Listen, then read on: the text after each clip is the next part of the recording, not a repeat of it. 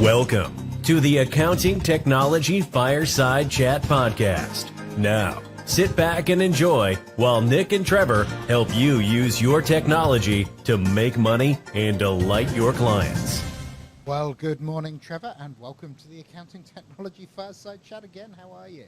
I'm awesome, Nick. I've got past all my issues and concerns about lockdown and slow rollout and all of those sort of things, and I've realised it doesn't really affect me. So a little bit, the pub and the golf, I think they're the two things that affect me, and I wouldn't mind to see my kids, but we're trying to work out bubbles of confusion that are going on down here at the moment. But no, really, really good today.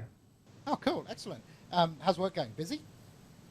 Very busy, very busy. Yeah, lots going on. Lots of people are taking advantage of a little bit of a slow time to update their systems, which is really exciting and interesting. So that's kind of cool. So, are you going into the office? Are you doing? How are you guys talking together? No. All working from home. We're not allowed in our offices in Melbourne, so we have to all work from home.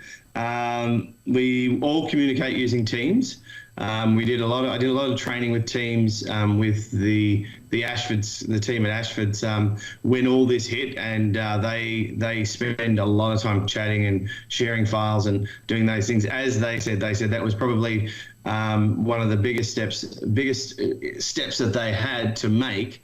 But when they saw the power of Teams and what they got, I would say they would see increased productivity. Okay, cool. So, I constantly have arguments about, do I use Google Hangouts or Google Meet? Do I use Teams? Do I use Zoom? Yeah, there's a million different things out there. Do I use WebEx? Do I use GoToMeeting? Do I use, Facebook now have a live meeting solution? There's an old traditional Skype. There's a million things. Why don't we talk about that today? I think that'd be fantastic because I have, I'm a little bit Teams-centric. Because I like the idea of everything being in the one place, recording it, all of that, everything's on the one place and you get used to it. Zoom, you get people, they use the free account and it cuts out after a certain amount of time. WebEx, you've got to constantly be downloading applications to your PC and all of these sort of things. So I just like the flexibility, functionality, and the ease of use of Teams. Okay, so a lot of people say to me, Teams is cool inside your organization, but outside your organization, it's a poor experience. What's been your experience with using it with clients? Early on, so we've been using Teams, and before that, we were using Skype for Business and all of those sort of things. Early on, accountants were struggling with it. There was a lot of functionality. I think IT guys were blocking ports and doing these sort of things. They found it difficult to use, but for now, the accountants that I'm working with, everybody since probably the last 4 years haven't had any issues with it. Clients don't have any issues with it. They get a bit confused on a few things, but even the web version, the web version of Teams gives them the functionality that they need to have. And one of the biggest features that I think a lot of people don't realize is available in Teams is having conferencing turned on so that people can dial in if they don't have audio on their headset, which I think is a major feature that a lot of people don't use. Yes, there's a couple of features with that I quite like. So we'll talk about that, and then we'll go back to which ones are the right ones to use and all that kind of stuff. But one of the major features when you turn on the conferencing add-on is you can sit in a Teams meeting and get it to actually call someone on their telephone and bring them into the meeting, right? Yeah, you don't have to. There's no mucking around. You can just ring them straight away, and they go, oh no, that was, and it's instant. Everything just works. It's that old analogy. It works, and if they get stuck, that's where it's perfect too. So some small businesses aren't used to these video conferencing functionality, so you can go, right, we're going to have a meeting. It linked into your calendar instantly is fantastic. They can click on the link. I think the link, sometimes you've got to point, hey, click on join to meeting and all of those sort of things, which, but once they get in there, and then if they get stuck on audio, you can dial their mobile and talk to them on the phone. And then you can go, right, now click here, share your screen, let's get going with it. And it just makes it a lot easier to work. Yeah, it's certainly been the year of online meetings and using different types of technology to talk to people. And for example, us right now, you're in Melbourne, I'm in Sydney. People are watching us on a live stream on Facebook.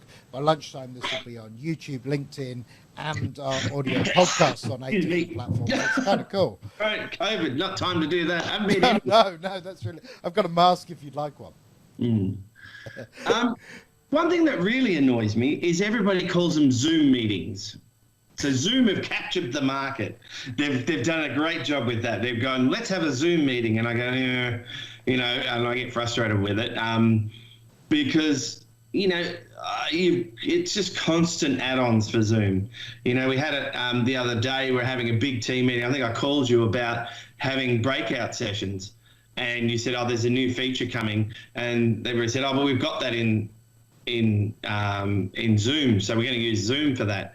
And I went, oh, okay. And then when I went, all you've got to do is set up 3 parallel meetings and everybody can just jump in and out however they want. And you can jump in and out of them and all those sorts of things. You're dead right. There's a couple of reasons.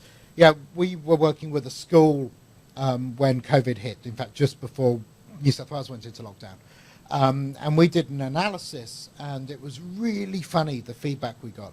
We decided at the time that from a security perspective, we were going to stick with Microsoft Teams. And I think if I go back now, I know Zoom have done an awful lot to make their environment more secure. But the way I see it is, given the additional functionality we have, especially in a school setting, each lesson has its own team and all of their resources are there, and you can do assessments in it, and there's all sorts of stuff you can do. Same with business teams, you can do all sorts of additional stuff. It's not just about the video conference or the meeting. No. It's about making this multiple modalities. So I still tend to fall on the side of Teams. So the first key one for me was security, right? If I want to do a corporate meeting, I want to use something that's designed to do corporate meetings. Same way, if I want to do corporate email, I want to use something that's designed to do corporate email. And I read the other day that Microsoft have got 3,650 IT security professionals working round the clock, making sure all this stuff is secure. So that's where I put my documents. That's where I put my data. I can get to them all from one place. And we did something really neat this week. Is I'm working with a new financial services group. So they're kind of like mortgage brokers and lenders and all sorts of stuff. And you'll probably see me share some of their stuff. We were working with Dynamics CRM. And instead of them having to learn the interface and where things are, we just added the relevant bits to Microsoft Teams. So they could log into Microsoft Teams and see the leads and the things they're working through. And it just was all in one place. It's really getting to be a super powerful platform. And I think, the video conferencing bit, and we're using it right now, but it's just a small part of what is a far richer platform, right?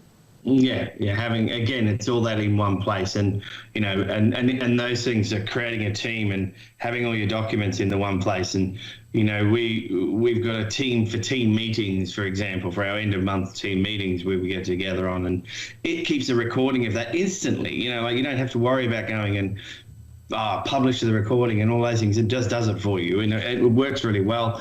All your comments and interactions are kept within the team, so people are talking within the team. It does that. One of the cool features, I work with the Deafness Foundation, and they use the speech recognition. What's the right term for that? The captioning. Yeah, captioning, and that they use that. So there's things that we want to do further with them to get more of that going on in the marketplace, and it's actually pretty functional with those things. But why did Zoom grab such a market? Yep. Why do people are reluctant? Like, I get a lot of people are reluctant. They just don't know how to educate their clients and that to use Teams. Why are they reluctant to move across? What are the features of Zoom? There has to be something that's better that makes people want to use it.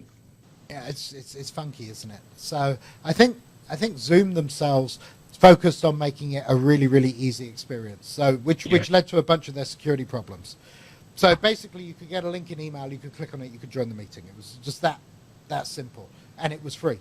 And then what happened was, a bunch of freelance journalists were using it to do meetings. And so starting on TV and radio, you started hearing the term Zoom meeting. And just like if you go to the UK, you don't talk about vacuuming your floor, you talk about hoovering your floor. Hoovering your floor, yeah. And if you want to search something on the internet, you don't search for it, you Google it. You certainly don't Bing it. And you don't DuckDuckGo it. And there's all these terms which creep into the language, which are kind of funky and funny, but I have started hearing more and more let's do that on Teams, or that's in Teams, or let's go to Teams to do that. Yeah. So the things creep into the vernacular, but if you talk about the common or garden, Joe on the street, so to speak, God knows what I mean by that term. But if you take the ordinary person, they listen to what they hear on the media, and the media has been spruiking Zoom meetings. Yeah. And so from there's the old WebEx. Yep. Which was a beast back then. GoToMeeting was one. Yep. Still used by some of the corporates, but expensive now, and records in a funky format. What? It records in a funny video format. Oh, okay. So it's hard to change it. It's hard to modify. It's a bit legacy. It's a bit funky. Yeah. But none of them really. All of those tools we're talking about are focused on the video and voice experience. They're not really focused on the other things that go on in a meeting or online discussion. They're not focused on taking notes. They're not focused on taking actions. They're not focused on chatting about it later. They're not focused on. You mentioned it. You glossed over one of the key features of Teams is if I can invite you to a meeting individually, or I can invite a whole team to a meeting, and if people can't attend the meeting, I can record it and they can instantly see the video as soon as it's done. The other thing you talked about that you kind of glossed over was the captioning functionality. So right now, you can have your captions in whatever language you want. So what's going on in the background is Teams is listening to the voice, listening to the audio, converting audio to text in whatever language you're speaking, and then doing a live translation of it to whatever language your end users want to see. And I've certainly started expanding what I'm doing. I had a conversation with some guys in Vietnam the other day, and I was speaking English and they were reading Vietnamese in real time. Yes. So those I haven't tried that one yet, but might do that with my cousins over in Holland. Yeah, absolutely. Translating back and forth. Yeah, and for, what was really interesting is I watched a talk by Rachel Bondi, who works for Microsoft in Australia, came from the US, and she was talking about how diversity of employees changes products. And when they came up with live translate and captioning, it wasn't ever designed initially to translate into the same language. It was always designed so I could talk to you. You're in Holland, for example. I could speak English and you could read Dutch and vice versa. And one of the deaf people in the team went, wouldn't it be wonderful if I actually saw these in English? And the rest of the devs went, well, that's what we do natively. We just don't show it. And so it took them seconds to turn on that feature, or maybe a little more. And suddenly that's where they talk about diversity in the workforce being so powerful, because if they hadn't had somebody who's hard of hearing, they'd never have got that input, and the product would never have had that feature. No, that's because I'm involved with the Deafness Foundation, I find that that's enlightening that that's available, and we've had a couple of board meetings where I've shown them that, and they've had some board meetings, and they've obviously got members of the board who are deaf, and by the captioning they can get involved and they can be a part of it, which is really good. Yeah, I think that's super powerful. I normally have that turned on most of the time anyway. What I like about it is that doesn't just exist in Teams, that exists in PowerPoint, and there's some new features in Office 365 where it will actually create a live transcript of a Teams meeting into a Word document, and all sorts of neat stuff like that. So as this kind of comes together, where's that feature? Sorry, I haven't seen. Someone asked me about that the other day. Yeah, so if you go into Word and go to the dictate option, it actually allows you to upload a video or audio file, and it will translate that entire file into a transcript. Oh, perfect. Okay. That's something someone just asked me for that the other day, so I can go follow that out. Learned something new. Fantastic. But that's the whole point of the accounting technology fireside chat, right? So certainly if you're writing a long document, you can sit there with a dictaphone or something. You can record what's going on. You can record a meeting. You can get back, upload it, and it will turn it into a transcript in Words. And you've then got that as a written record of a meeting, which in some cases could be incredibly useful, I think. With your clients, and as your clients start to go to teams and all that as well, inviting your clients into a team. Yep. What are your thoughts on that? You know, because I do it a lot and we run meetings together and it works well. We can communicate. And they're also on teams, and on the top right-hand corner, they can just jump in and out into our team, into the Ashford team, and they can see the documents and so forth. But running the meetings is easy. They just use their same desktop version. So I've got 3 Teams accounts, but I've learned that just use one on desktop and open your meetings and let that control it, right? Because you do get locked out sometimes. Found that was a little bit frustrating, but I've worked that out and making sure you just have one open all the time. One of the Teams events locally. One of the things you can do with that, so I'll try and answer all your questions in the wrong order. One of the things you can do with that is you can create what are called browser profiles. So if you use Edge, the new Edge or Chrome, you can create identities in the browser. So you can have one copy of Teams on the desktop, another copy of Teams in a browser profile, say for your Ashford stuff, another one for something else you're involved in, like your Deafness Foundation, and they all interact separately. So that's a really cool thing you can do with that. I'm all for inviting your clients into teams. You've got to make sure you're sharing just their data.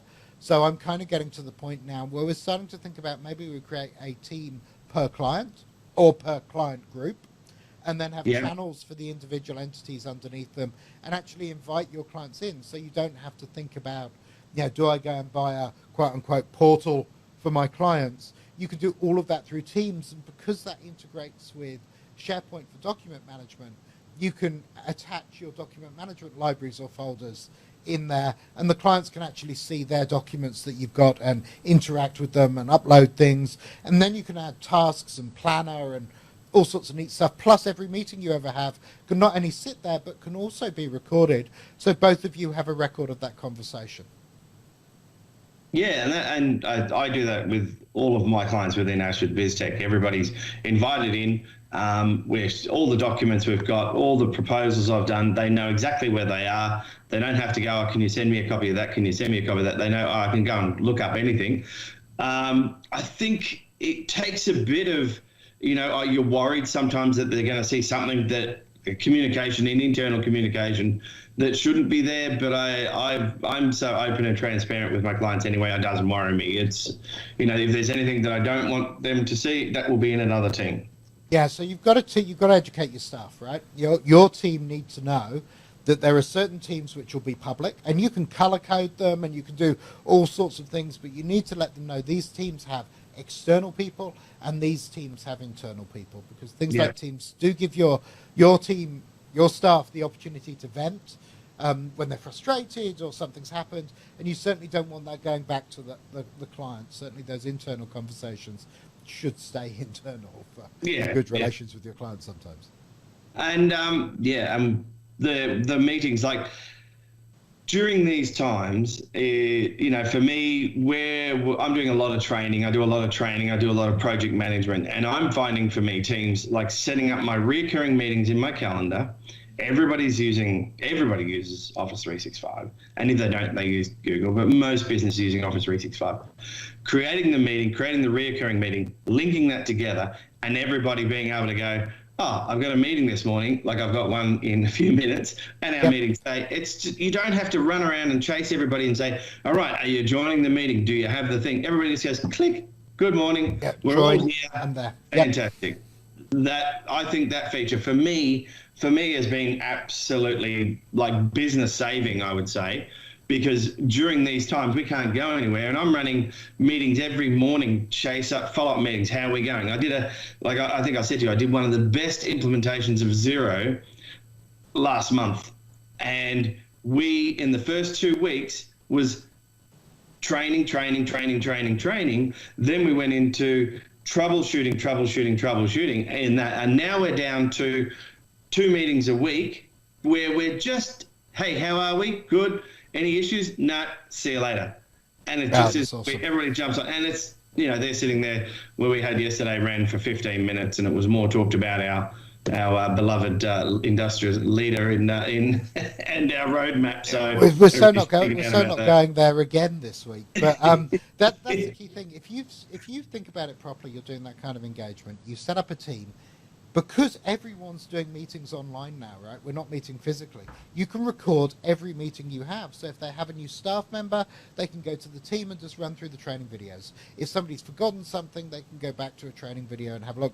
Not only are you creating a kind of record of what you've done, you're creating some really cool library of content that 6 months ago, we'd never have created. No. But you do need to create the meeting in the right place using the team, those sort of things, so that recording automatically happens and so forth. So, but it just takes a couple of steps. The features and the functionality is just endless. But you're right. And I think the point that you said is, don't just think of it as a video conferencing tool. Think of it as an entire feature that has expanded. And its development over the last 12 to 18 months has been phenomenal. Yeah, so I think of you, if we look at all of them, I think everything's a pretty good video conferencing tool, right? Everybody kind of does that. That problem's a solved problem. It's not new. But to add that with all the other features like the recording, like the calendar invites, like the other things you can add, like the commenting, like allowing your external clients to see that, I think that really is what sets it ahead of almost everything else. Cool. Well, I've got 2 minutes to make my next team's meeting, so cool. we Trevor, better wind up. Once again, thank you so much. That's been a really cool Fireside chat. Guys, if you like this, leave a comment. I'll put a link to the podcast up on Facebook when we're done. And do join the podcast, subscribe, give us comments and things you want us to talk about, and we certainly will. All that's left for me to say is, Trevor, thank you so much. You go and have a fantastic day. Stay All safe, right. everyone. See you later. Bye-bye. Bye.